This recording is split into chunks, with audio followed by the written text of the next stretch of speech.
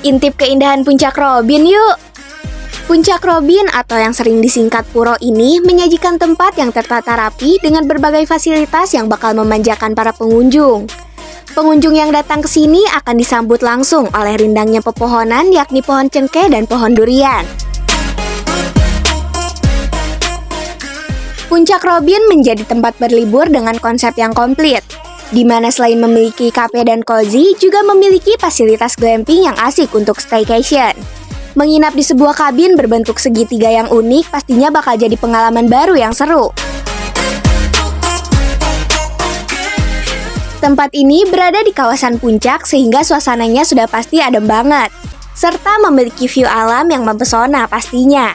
Tepatnya berada di Desa Sukamaju, Kecamatan Cikaka, Kabupaten Sukabumi, Jawa Barat. Dibangun di atas lahan seluas 5 hektar yang merupakan lokasi eksklusif yang terletak di kaki Gunung Robin. Pengunjung dapat menikmati keindahan alam dan pesona Samudra Hindia yang membentang luas kiri ke kanan dari 300 meter di atas ketinggian laut.